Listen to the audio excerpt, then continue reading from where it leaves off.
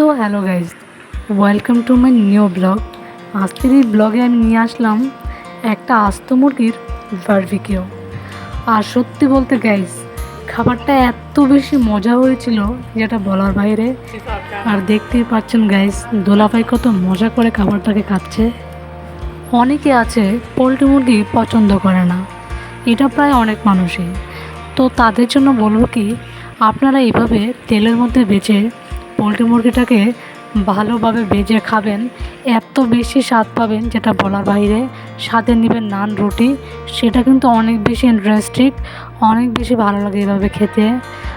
আর হ্যাঁ, অবশ্যই মুরগিটাকে ভালোভাবে ভাজবেন এবং বেশি পরিমাণে মশলা দিবেন, তাহলে কিন্তু খেতে আরও বেশি ভালো লাগে। দুলাভাইয়ের বাসাতে এসেছি অনেক দিন পর, তাই দুলাভাই আস্ত মুরগি ভেজে আমাকে দিয়েছে। মানে হচ্ছে এটাকে বলে শালিকা আদর। যেহেতু দুলাভাই আমাদের বাসাতে গেলে আমরা তাকে আস্ত মুরগি খেতে দিই, মানে জামাই আদর করি, তাই দুলাভাইও ঠিক সেমভাবে আমাকে আস্ত মুরগি দিয়েছে শালিকা আদর ভেবে। বিষয়টা কিন্তু ইন্টারেস্টিং। তো এরকম দুলাভাই পাওয়া কিন্তু ভাগ্যের ব্যাপার। তো আলহামদুলিল্লাহ, আমি অনেক বেশি শুকরিয়া এরকম দুলাভাই পেয়ে। তো ওকে গাইস, বাই।